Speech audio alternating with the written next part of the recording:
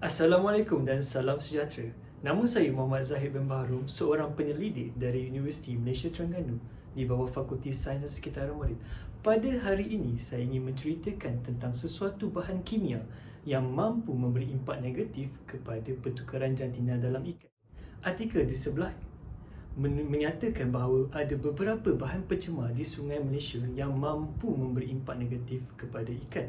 Isu ini telah dikupas oleh pakar hidrokimia dari Universiti Putra Malaysia iaitu Profesor Dr. Ahmad Zahrin bin Aris. Beliau memberi amaran kepada kita bahawa bahan pencemar ini mampu mengubah hormon dalam ikan dan memberi kesan kepada jantina mereka.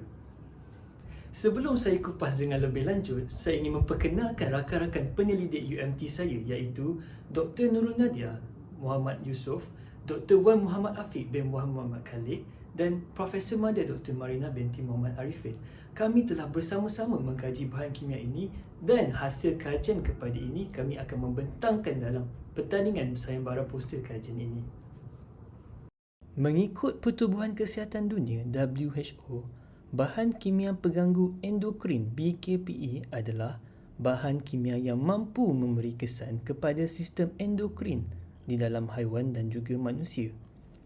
Bahan kimia BKPE ini terbahagi kepada dua, iaitu semula jadi ataupun sintetik.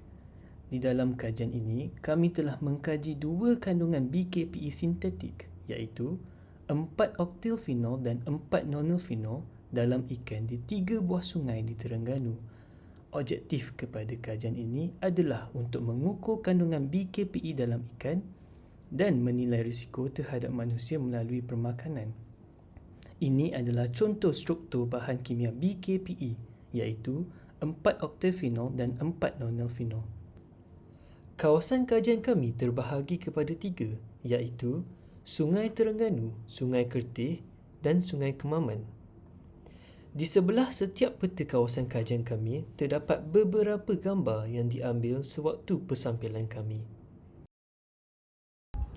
Di dalam kajian ini, kami telah menangkap 6 spesies ikan di 3 buah sungai di Terengganu.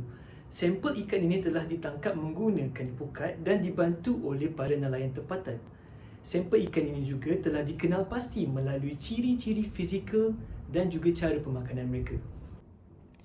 Untuk bahagian metodologi, prosedur kajian kami terbahagi kepada 2, iaitu penyediaan sampel ikan dan pengekstrakan fasa pepejal. Untuk bahagian penyediaan sampel ikan, langkah pertama adalah sampel ikan yang telah ditangkap akan dikenal pasti terlebih dahulu. Seterusnya, sampel ikan itu akan dibedah dan dikisar sehingga lumat. Pengekstrakan fasa pepejal boleh didefinisikan sebagai satu prosedur kimia yang digunakan untuk mengeluarkan bahan BKPE daripada badan sampel ikan. Prosedur pengekstrakan ini akan dilakukan seperti dalam video yang akan ditunjukkan.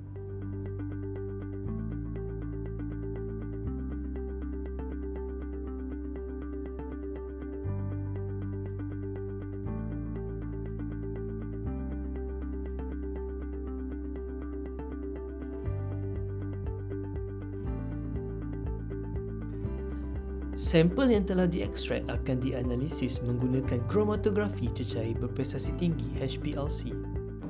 Hasil kajian dan perbincangan kami mengenal pasti bahawa nilai tertinggi 4-oktilfenol dan 4-nonylphenol adalah sebanyak 18.52 dan 13.94 nanogram per gram.